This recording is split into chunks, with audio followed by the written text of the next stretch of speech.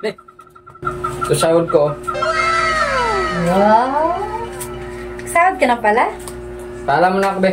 Mag-tropa eh. Basketball muna kami. Alis na. Wait lang. Bakit? Oo, pamusta mo. Siyempre, mag-basketball ka. Siyempre, kailangan mo ng pamusta. Naninibago ako sa'yo ah. Sobra-sobra na to eh. Salamat ah. Alis na ako. Okay, bye-bye. Bye-bye. Ay, wait lang. Bakit? Hamunas mo ng pawis mo. Siyempre, wala ako doon. Oh, dali mo yan, tuwalya. Okay lang yan. Bakit mga basketball player nagdadala nga ng mga tuwalya eh? Sige na. Bye-bye. Bye-bye. Ay! Be! Ano? Wait lang. Halimbawa napagod ka doon, gusto mo magpahinga at ayaw mo pa umuwi. Oh. Ayan. Oh. Ano gawin ko to doon? Pag napagod ka, pwede mo ilatag yan doon. Sus. Sige na, lakad na. Ay! Ano?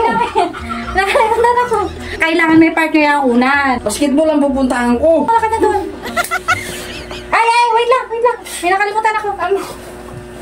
Pag nabasa pala yung damit mo, wala ka palang pangpalit. Oh. Aray ko. Magaling mo na. Kompleto na to. Brief mo, damit mo, shirt mo, pantalon mo, andyan na lahat. Lahat ng damit mo, andyan na. Hindi na lang ako alis. Bakit naman? Sige na. Parang pinapalayas mo na ako eh. Anak ka ng pu. Anak